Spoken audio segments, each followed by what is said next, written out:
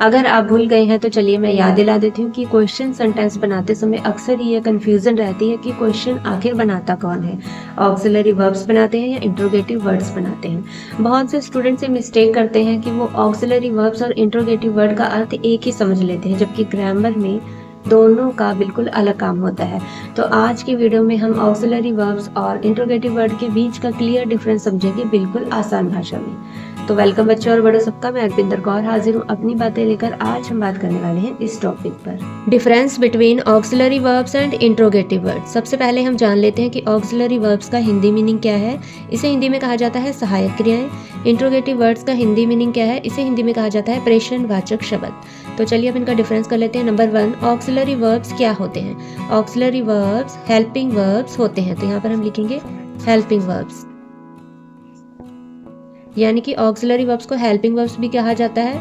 और इसी तरह से यहाँ पर इंट्रोगेटिव वर्ड्स क्या होते हैं? इंट्रोगेटिव वर्ड्स होते हैं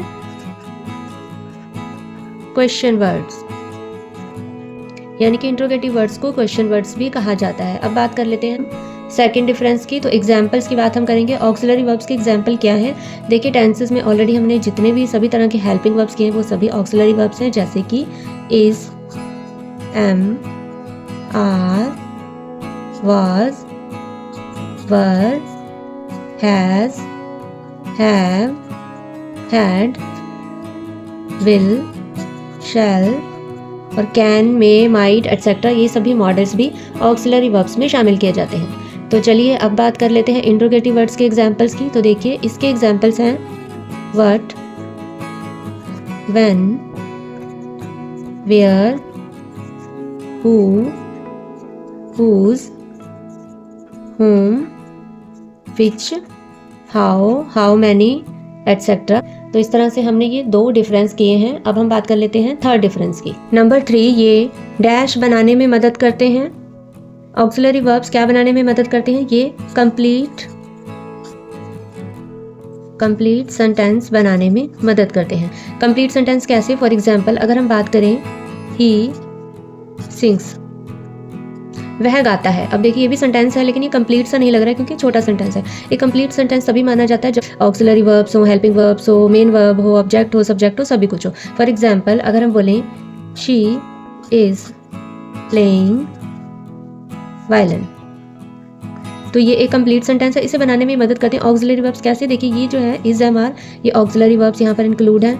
सब्जेक्ट है यहाँ पर, ऑक्सिलरी वर्ब्स है यहाँ पर, मेन वर्ब है यहाँ पर, ऑब्जेक्ट है यहाँ पर। तो इस तरह से ये कंप्लीट सेंटेंस बनाने में मदद करते हैं। जबकि जो इंट्रोगेटिव वर्ड्स हैं ये क्या करते हैं?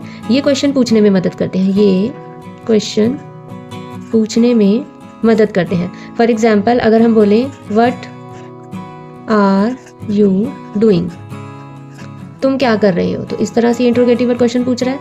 ये भी पूछ सकते हैं व्हाई आर यू गोइंग, तुम क्यों जा रहे हो, तो ये भी जो इंट्रोगेटिव वर्ड यानी कि क्वेश्चन पूछने का ही काम कर रहे हैं। तो इस तरह से ये क्वेश्चन पूछने में मदद करते हैं और ये कंप्लीट सेंटेंस बनाने में मदद करते हैं। यानी कि जब अगर ऑक्सिलरी वर्ब्स होंगे ही नहीं तो वो सेंटेंस कंप्लीट नहीं माना जाएगा, और इंट्रोगेटिव वर्ड्स में अगर इंट्रोगेटिव वर्ड ही नहीं होंगे तो वह भी जो है कंप्लीट नहीं माना जाएगा। अब हम बात कर लेते हैं नेक्स्ट की। नंबर 4 डिफरेंस है, ऑक्सिलरी वर्ब्स हमेशा डैश आते हैं। ऑक्सिलरी वर्ब्स हमेशा सेंटेंस की शुरुआत में नहीं आते, जबकि इंट्रोगेटिव वर्ड्स होते हैं वो हमेशा सेंटेंस की शुरुआत में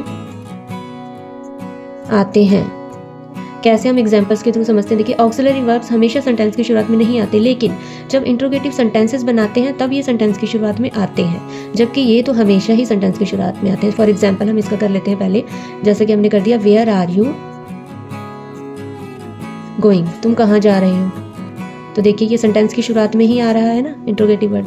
अब अगर और भी बना दो, जैसे हाउ आर यू, तुम कैसे हो, तो यहाँ पर भी देखिए हाउ। इंट्रोगेटिव वर्ड हमेशा सेंटेंस की शुरुआत में ही आएंगे, जबकि ऑक्सिलरी वर्ब ऐसा नहीं होगा। ये क्या होगा? इसका एक्सेप्शन है एक इंट्रोगेटिव सेंटेंसेस। अब देखिए, हमने टेंसेस में सभी तरह के सेंटेंसेस बनाना सीखे हैं, पॉजिटिव सेंटेंस भी, नेगेटिव सेंटेंस भी और इंट्रोगेटिव सेंटेंस होता है। जबकि इंट्रोगेटिव सेंटेंस बनाते समय ये सेंटेंस की शुरुआत में आएगी। जैसे इंट्रोगेटिव मीन्स क्वेश्चन ही तो पूछना है हमें, तो जैसे कि हम पूछेंगे इज शी रीडिंग, क्या वह पढ़ रही है, तो क्या यानी कि इज ये हेल्पिंग वर्ब देखो आगे आ गया, यानी कि ऑक्सिलरी वर्ब सेंटेंस की शुरुआत में आ गया। यहाँ पर आ गया है सब्जेक्ट और यहाँ पर आ गया है main verb. Is she reading, is she reading, क्या वह पढ़ रही है, तो यहाँ पर जो इज है ये ऑक्सिलरी वर्ब आगे आ गया है, उसके बाद सब्जेक्ट है, उसके बाद मेन वर्ब है। लेकिन यहाँ पर इंट्रोगेटिव वर्ड्स का यूज हमेशा ही सेंटेंस की शुरुआत में किया गया है।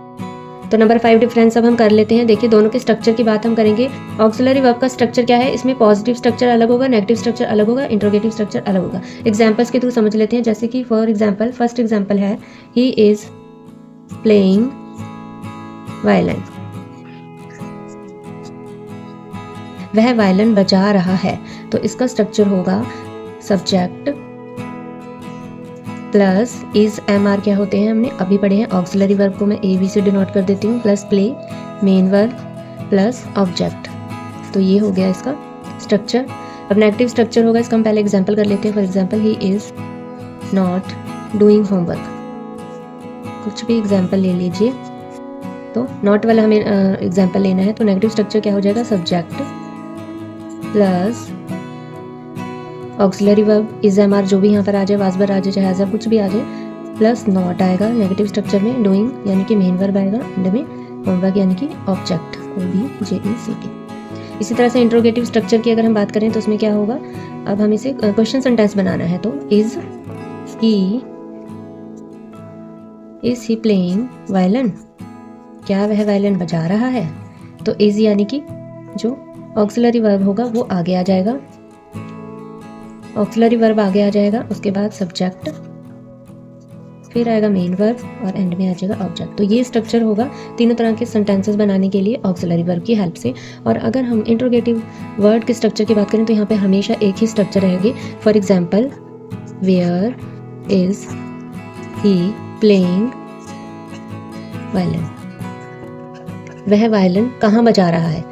तो वेयर देख लीजिए, सबसे पहले इंट्रोगेटिव वर्ड को मैं IW से डिनोट कर लेती हूँ। IW ये स्ट्रक्चर में हम सबसे पहले डाल देंगे, इंट्रोगेटिव वर्ड आए, उसके बाद आएगा देखिए ऑक्सिलरी वर्ब, यह इसका स्ट्रक्चर, प्लस फिर ही आएगा यानी कि सब्जेक्ट, फिर प्लेइंग यानी कि मेन वर्ब, और फिर वायलिन आ रहा है ऑब्जेक्ट।